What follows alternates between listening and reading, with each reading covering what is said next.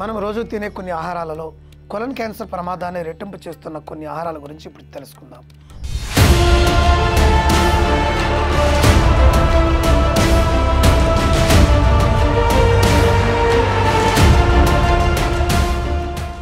కొలన్ cancer ఇటీవలి కాలంలో భారతీయులలో కొలన్ cancer ప్రమాదం చాలా ఎక్కువగా ఉందని చెప్పుకోవచ్చు. దీనికి ప్రధాన కారణం ఏమిటన్నది మనం తెలుసుకుంటే నేనైతే రాంగ్ డైట్ అని చెప్తాను.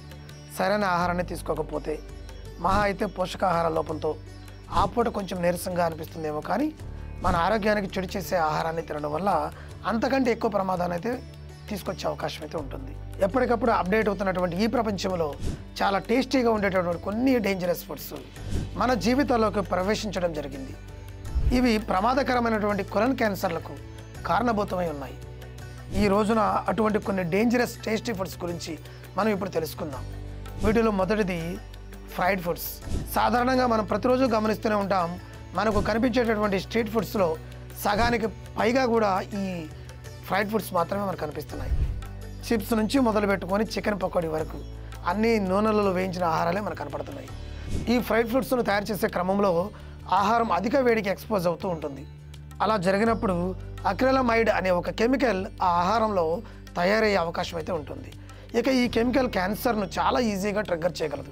అలాగే ఈ ఫ్రైడ్ ఫుడ్స్ అడిక్షన్ అనేది ఊబకాయం నుంచి కొలన్ క్యాన్సర్ వరకు అనేక రకాల అనారోగ్యాలకు కారణభూతమై ఉందని చెప్పుకోవడంలో మనం ఎటువంటి సందేహం పడాల్సిన అవసరం అయితే లేదు. కాబట్టి నూనెలో వేయించినటువంటి ఆహారాలకు మనం వీలైనంత దూరంగా ఉండాల్సిన అవసరం అయితే ఉంది.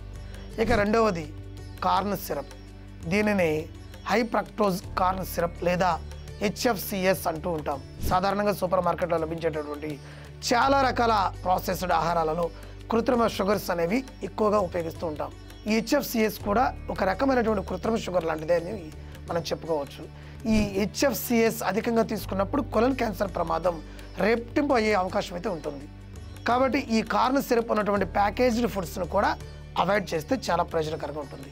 ఇక మూడవది మనం మీట్ గురించి చెప్పుకోవాలి. Red meat, processed meet, smoked meet.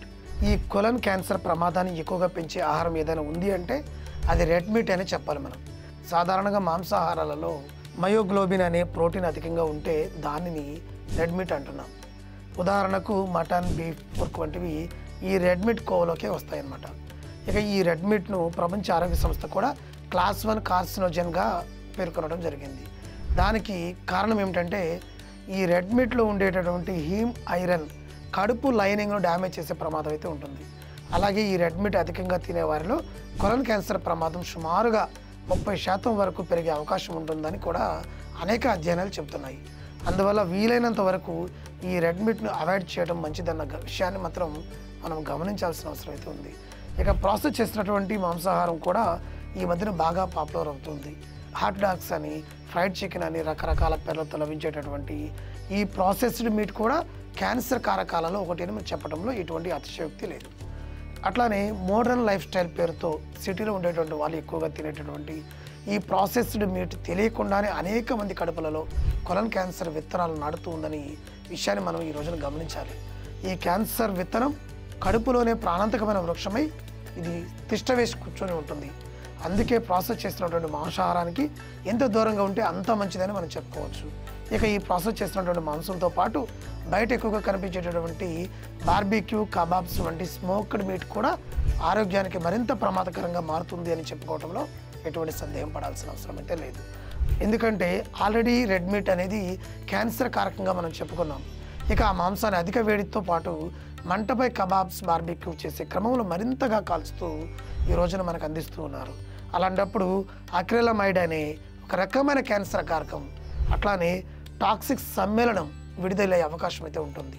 ఇది క్యాన్సర్ ప్రమాదాన్ని మరింతగా పెంచే అవకాశం అయితే ఉంటుంది. రుచి కోసం కొంతమంది ఆల్కహాల్తో పాటు ఈ కబాబ్స్ని తింటూ ఉంటున్నారు.